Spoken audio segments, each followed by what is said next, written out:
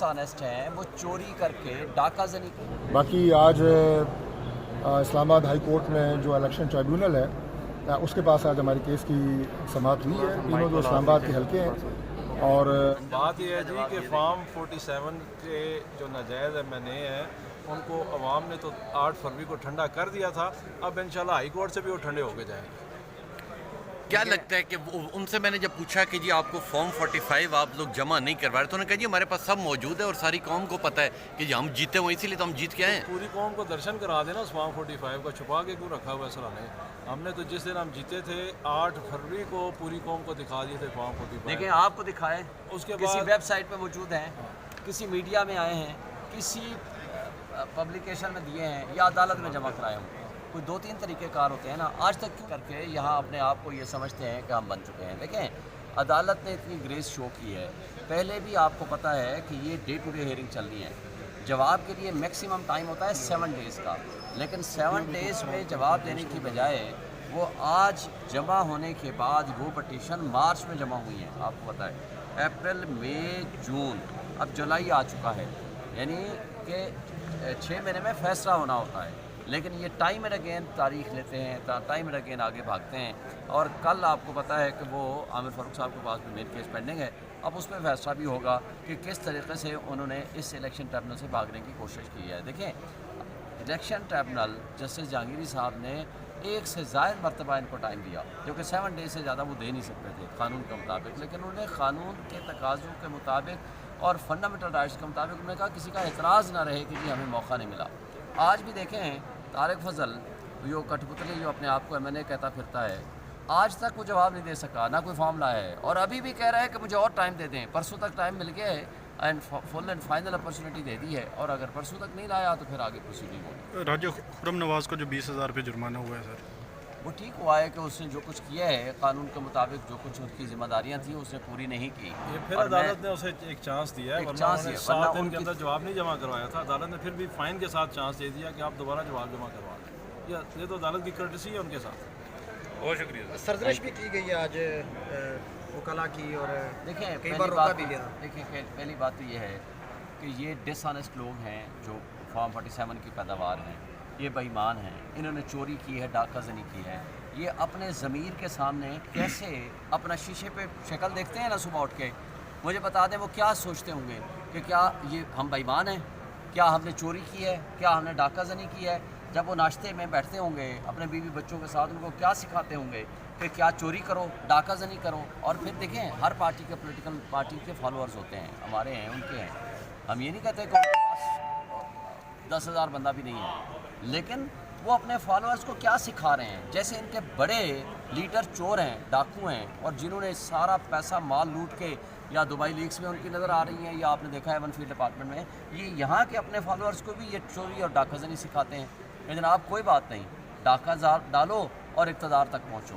ان کو شرم آنی چاہیے کہ آپ اپنے ملک میں کس انداز سے حکمرانی, جو حق حکمرانی عوام کا ہے, اس کو لوٹ مار کر کے, اور آپ یہ سمجھتے ہیں کہ یہ عارضی اقتدار جو ہے اللہ کے پاک نام کے نیچے کھڑے ہو کر کے جھوٹ بول کے اور جھوٹی قسمیں اٹھا کر کے آپ یہ سمجھیں گے کہ ہم نے بڑا مارکا مار لیا. سماعت ہوئی ہے تینوں جو اسلام آباد کے حلقے ہیں, اور اس میں جو احکامات ٹرائیبیونل کی طرف سے ڈائریکشنز آج دی گئی ہیں, جس میں کچھ ہم نے جواب جمع کرانے ہیں اور کچھ ہم نے پٹیشنز کی مینٹینیبلٹی کے حوالے سے بڑے آپ یہ کہیں کہ سیریس اپلیکیشنز ہم نے دی ہوئی ہیں. اس پہ فیصلہ ہوگا کہ کیا یہ جو پٹیشنز ہیں, خاص طور پہ جو میرے حلقے کی پٹیشن ہے 47 کی, مینٹینیبل ہے یا نہیں. اور ہمارا جو درخواست ٹرائیبیونل سے یہ تھی کہ پہلے کیس کی مینٹینیبلٹی جو ہے اس کے اوپر فیصلہ کیا جائے. لیکن آج جج صاحب نے یہ آرڈر پاس کیا ہے کہ مینٹینیبلٹی کے اوپر بھی فیصلہ ہوگا, لیکن آپ اپنا جواب بھی جمع کرائیں ساتھ ساتھ. تو ہم انشاءاللہ اپنا جواب جمع کرائیں گے اور کیس روٹین کے مطابق آگے چلے گا انشاءاللہ. روزانہ کی بنیاد پہ سماعت کرنے کا عدالت نے جو فیصلہ کیا ہے, آپ اس کو چیلنج کریں گے یا ٹربیونل پہ کوئی اعتراض دائر کریں گے؟ نہیں, دیکھیں یہ تو جج صاحب کی مرضی ہے. اگر وہ روزانہ کی بنیاد کے اوپر کرنا چاہتے ہیں ٹرائل, تو ہمیں اس کے اوپر کوئی اعتراض نہیں ہے, ضرور کریں. اچھا طارق فضل صاحب, آپ نے فارم 45 جمع کروائے ہیں, اگر کروائے ہیں تو باقی پارٹیوں سے وہ ملتے ہیں فارم 45 یا نہیں ملتے؟ دیکھیں جی, ہم نے جیسے میں نے پہلے آپ کو بتایا ہے کہ درخواست یہ دی تھی کہ پہلے کیس کی مینٹینیبلٹی ہمارے کاؤنسلز اور وکلاء کے مطابق یہ پٹیشن جو ہے مینٹینیبل نہیں ہے اور اسے ریجیکٹ ہونا ہے، اور ہماری یہی پلی تھی کہ پہلے اس پہ فیصلہ کریں اور اس کے بعد ہم اپنا جواب دعویٰ جمع کرائیں گے. لیکن آج چونکہ جیسا آپ نے کہا ہے کہ جواب جمع کرائیں تو ہم انشاءاللہ تعالیٰ جمع کروائیں گے. جی جواب جمع کرائیں گے. سر فارم 43 جمع کیا ہے آپ نے؟ وہ جواب کے ساتھ جمع ہوں گے نا میرے بھائی. پہلے بھی کافی دفعہ عدالت نے آپ سے گزارش کافی دفعہ نہیں کہا، وہ جواب دعویٰ کے ساتھ جمع ہوتے ہیں. سر آپ کو پتہ نہیں ہے. 20,000 ابھی پاکستان کے 3 دفعہ کے منتخب وزیر اعظم ہیں. اب مسلم لیگ نون کے وہ صدر بھی منتخب ہو چکے ہیں.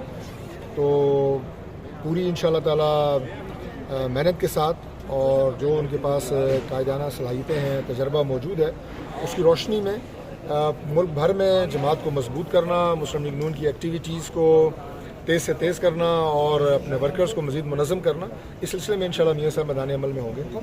پی ٹی آئی کے گرینڈ الائنس سے کوئی مذاکرات ہو سکتے ہیں حکومت کی طرف سے؟ دیکھیں، ہم نے تو ہمیشہ یہ بات کی ہے کہ ملک کو اگر آگے لے کے چلنا ہے تو بات چیت کے ذریعے، آپس میں ایک دوسرے کو انگیجمنٹ کے ذریعے ہی سیاسی معاملات آگے چلتے ہیں. انتشار سے، احتجاج سے، شہر بند کرنے سے کبھی بھی کسی ملک نے ترقی نہیں کی. تو واحد راستہ یہی ہے کہ سیاسی قوتیں جو ہیں وہ مل جل کے اس ملک کو مسائل سے نکالنے کے لیے آگے بڑھیں. ڈاکٹر صاحب آخر میں یہ بتا دیجیے گا کہ آپ آئین اور قانون کی بالادستی پر یقین رکھتے ہیں. مسلم لیگ نون اور آپ کے قائد بھی یہ ججز کے خلاف جو ملیشیس کمپلین رن کی جا رہی جسٹس طارق محمود جہانگیری کی جعلی ڈگری کے حوالے سے، اس حوالے سے کیا کہیں گے؟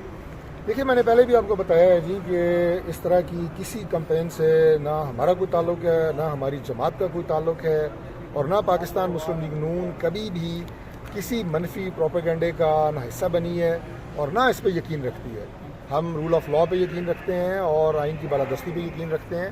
ہماری ساری جدوجہد ہمیشہ جو ہے وہ رول آف لاء کے لیے رہی ہے اور آئندہ بھی رہے گی. پبلک اکاؤنٹ کمیٹی کے چیئرمین کے حوالے سے کہاں تک دیکھیے، پبلک اکاؤنٹ کمیٹی کے چیئرمین کے حوالے سے ایز چیف وپ میں نے جو پی ٹی آئی کے عامر ڈوگر صاحب ہیں چیف وپ، انہیں ایک لیٹر لکھا تھا جس میں یہ درخواست کی گئی تھی کہ آپ اپنے 4 ناموں کا ایک پینل جو ہے وہ سجیسٹ کریں. چونکہ کسی جگہ قانون میں یہ موجود نہیں ہے کہ پبلک اکاؤنٹ کمیٹی کے جو چیئرمین ہیں وہ اپوزیشن سے ہوں گے، لیکن یہ روایت موجود رہی ہے اور ہم اس روایت کو آگے لے کے بڑھنا چاہتے ہیں، آگے لے کے چلنا چاہتے ہیں. اور جو چیئرمین شپ ہے پبلک اکاؤنٹ کمیٹی کی وہ تحریک انصاف کو دینا چاہتے ہیں. لیکن اس کا جو ایس او پی گورنمنٹ نے اپنی جو ہمارے اتحادی جماعتیں ہیں ان کے ساتھ مل کے یہ طے کیا ہے کہ ہم آپ سے 4 ناموں کا ایک پینل جو ہے وہ مانگیں گے، اور اگر وہ ضد کریں گے کہ نہیں ہم ایک ہی نام دیں گے تو پھر دوبارہ ہم اپنے اتحادیوں کے پاس جائیں گے اور اس سلسلے میں کوئی فیصلہ کریں گے. میری ان سے دوبارہ گزارش یہ ہے کہ آپ اپنا پینل بھیجیں تاکہ گورنمنٹ اور اس کے الائز مل کے یہ فیصلہ کر سکیں کہ پبلک اکاؤنٹ کمیٹی کی جو چیئرمین ہے اس کا الیکشن کروائیں.